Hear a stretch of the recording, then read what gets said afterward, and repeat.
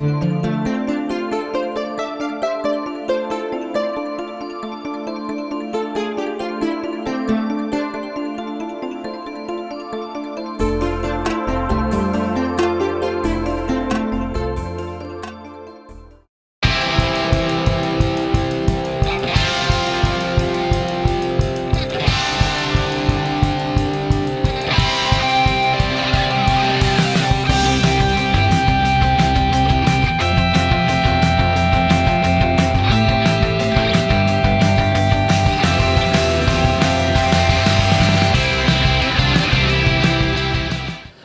today's event is one of our most unique fundraisers that benefit Johns Hopkins All Children's. It's a wonderful opportunity for people who are interested in supporting us to come out, have a great time, race with professional drivers, and all of the proceeds benefit the children of our hospital and their families. When we're able to see our patients or former patients and their families interact with the drivers, it's once in a lifetime opportunity. They just get to see celebrities, see these athletes that are performing in their sport, and it's just such an exceptional experience for them. So this being the 6th year of this race, it really just has accelerated over the past years. It's really because of the efforts of the volunteers who put this together. This is a completely volunteer-driven event that we benefit from, and it's, this is the proof of when people put their hearts and minds into something, wonderful things happen. Rolling out here as well. Our driver.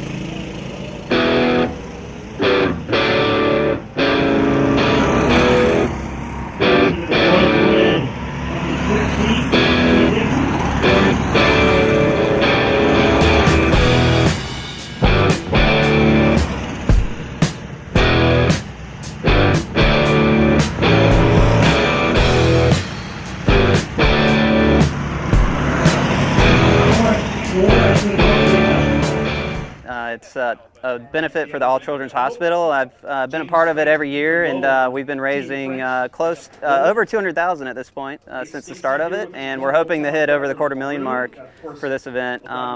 So yeah, it's a great benefit. A lot of pro drivers here, and it's just really fun and great for everybody. A lot of good people, a lot of great drivers, and it's always fun to rub elbows with all these greats that you've watched when you're young, and they're heroes of yours. And we're here with a lot of great people that want to raise money for children, and it's for a good cause. So it's beautiful weather out here, beautiful people, and it just makes you feel good to be here. So, the difference between this and a race car that we're going 160 miles an hour on, this is a little low pressure. A lot of us pro drivers can really get into one another and fight, and we're not worried about, none of it's life-threatening or anything like that. So it's really just pure fun. It really goes back to our roots as racing drivers, and just is pure fun. For amateur drivers, this is really where it's at, go-karting. This is where all of us have cut our teeth and learned how to drive. We progress even from 4 years old in karting up to all the way to INDYCAR or the Formula One. So this is where it all starts for everybody, and it's really cool to always come back to this as a pro driver, to your grassroots. Racing's racing for me, and I'm really competitive, so I could race a shopping cart and have a good time. As long as there's some good drivers out there and we can, bang into each other and have a good time, then, I enjoyed it. It's just, I love the speed and just the competition, so yeah, I have a great time.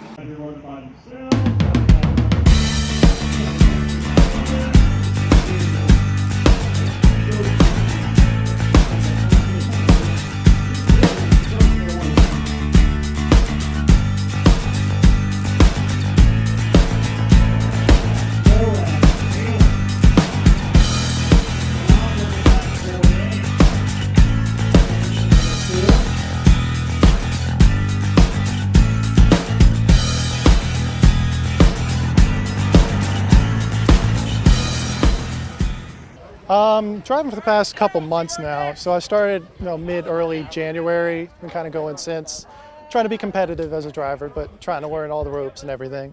So far, in terms of the track, it's been wonderful. I've always enjoyed the track, and it's really, really nice in terms of learning how to make apexes and things like that and hitting turns the right way. Personally, I think also just everything about it is wonderful. It's a great facility, and I really enjoy it. I've always probably will enjoy it in the future. In terms of where I want to be with racing, I've always had the competitive mind. I've always grown up with either a parent or a family member that's been involved in racing, or Just watching like F1 races all the time as a kid. And I remember like obviously when I was very little with like Michael Schumacher and Fernando Alonso and some of the big pros. I've always enjoyed that. I've always enjoyed that, especially as a kid. And as I got older, I learned to appreciate it, because racing in itself is really like an art. It's like the best of the best, and they always compete to be the best. And I love that. It's cool. It's important for a lot of people to think about. For me, it's a big deal. Not even so much for the track, but also to respect, the charity and what it's for. It's important for a lot of people to think about that. And for me, I really do appreciate that and the opportunity that's been given, because obviously this, a lot of the funds goes to help a lot of people that need it, and that's important, for a lot of people to think about.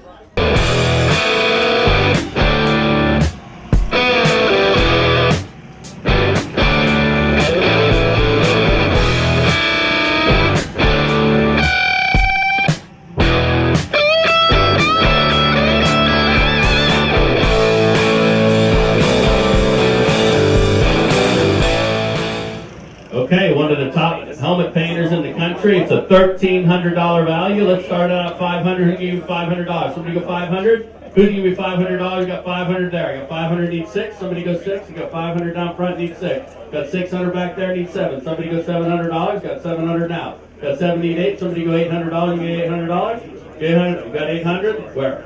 Right here? We got 800 right there. We got 800, need 9. Somebody got $900, got 9 now. Got 9, need 1,000. Got 1,000. Who's need to get the round of applause? We got a $1,000 bidder, everybody. Another $1,000. For all three, we got $1,000. We go to 1,100.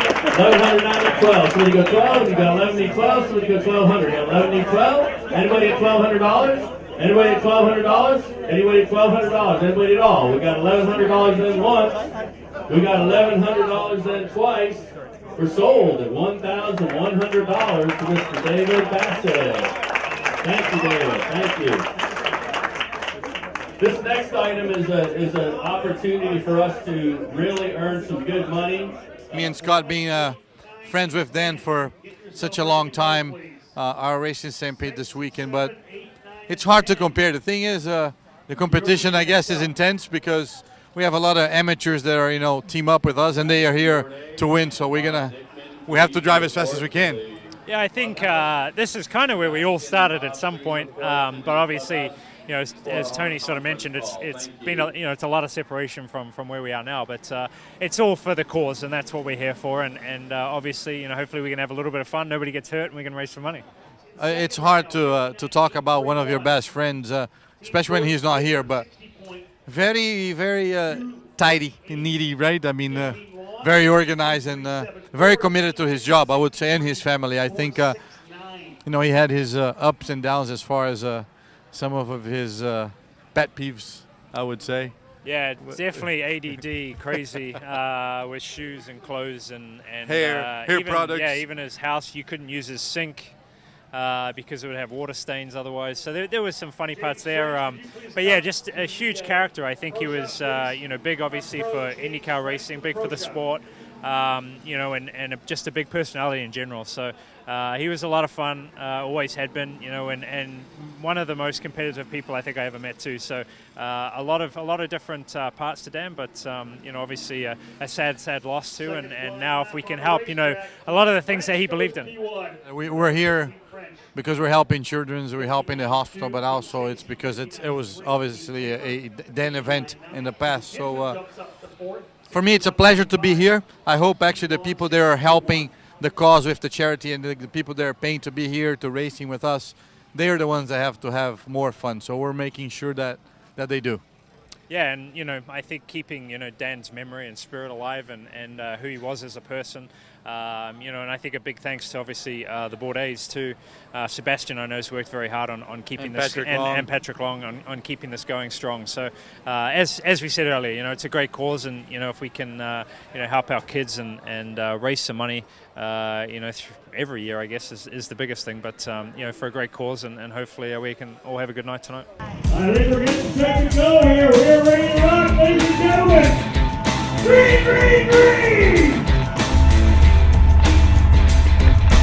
Drivers, don't get one of the jumps out here. Hug it up. Here we go.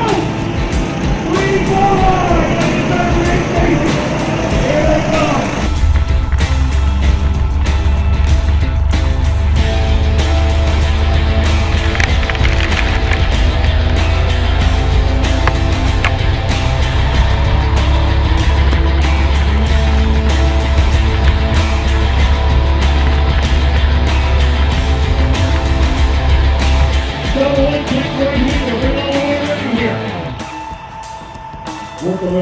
corner. Here's another double apex left-hander. Here's that long sweeping forward that leads the back part of the racetrack. On your way now, here's the 14 driver, Dan controlling.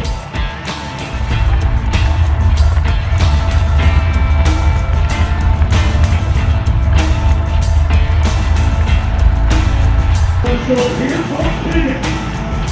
Jordan Taylor in the third spot. Reggie Taylor goes to fourth. Taylor runs in fifth. A round of applause, folks. Here's on the road.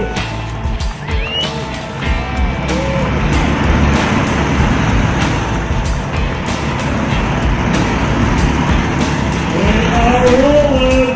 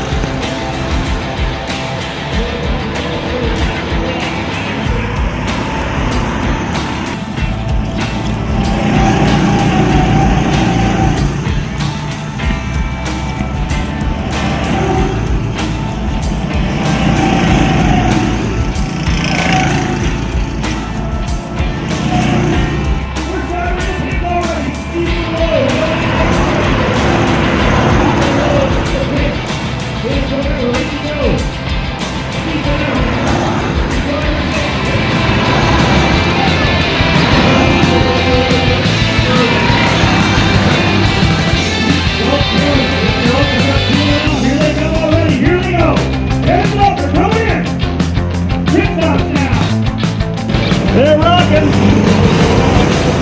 First pit stop at speed. Here we go.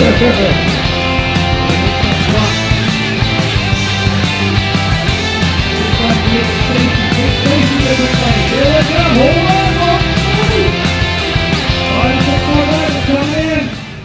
What a great event. I mean, Pat and Sebastian, they put on this event. Well, now Sebastian's part of it. He's affiliated with Kart for Kids.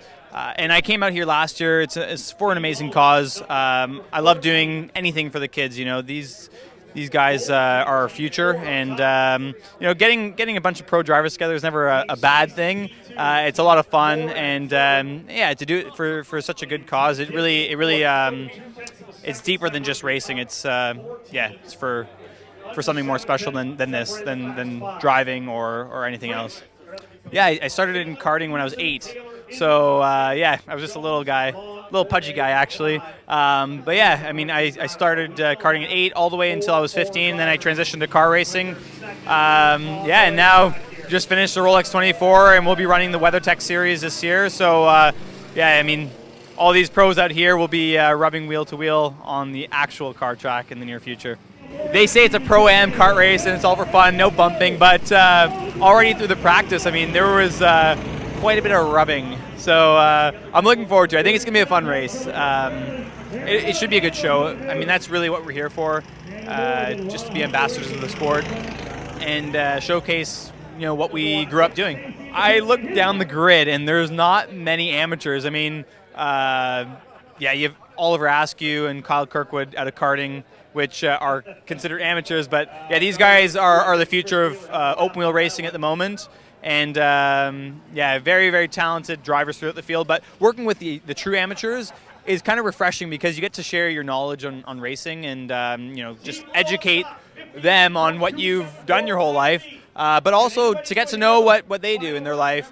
For my team in particular, it's made up of my Allegra Motorsports team. So we have my crew chief, Tony Ditto, and Charlie Hutchison, who's working with another company of Allegra. It's called InSync. It's our sponsor. So yeah, Carlos De Quesada, he just pulled out actually because his back's a little bit sore, but Michael De Quesada as well won the 24 Hours of Daytona with me. So we have a pretty stout team. But yeah, I mean, sharing the knowledge with Tony and Charlie is pretty cool because for Tony, he's keeping me safe. He's keeping my car prepared. And now I get to teach him a little bit. He always tries to teach me about the car. Now I get to teach him about driving. So that's really neat. First of all, I think racing in general is a very tough industry, but so are a lot of other things in life. And everybody told me as I was coming up, and I ran into some obstacles, that it's all over, you're not going to make it.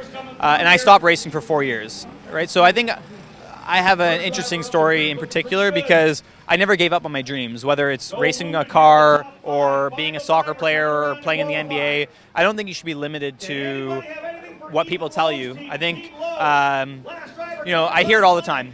Families, I do a lot for kids back in Toronto where I'm from, and you hear apparently someone's P1. That's Rob Howden, by the way. But yeah, I mean, you hear the parents say, "Oh, you'll never be doing that." So, but I think it's a terrible message to give your kids. I think you should always encourage your kids to be able to achieve anything because I think it doesn't matter if you're short, tall, skinny, large. You can do anything as long as you want to do it and you show the determination. You can do it.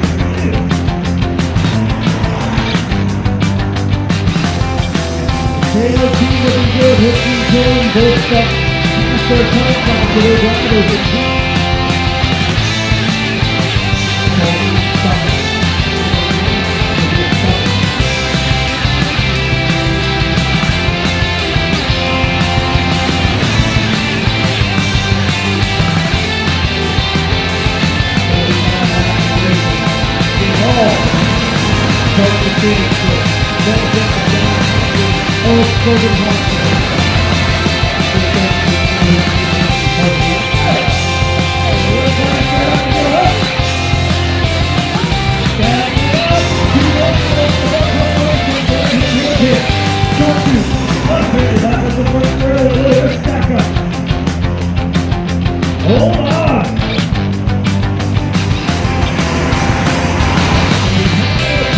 Look to where you want to go.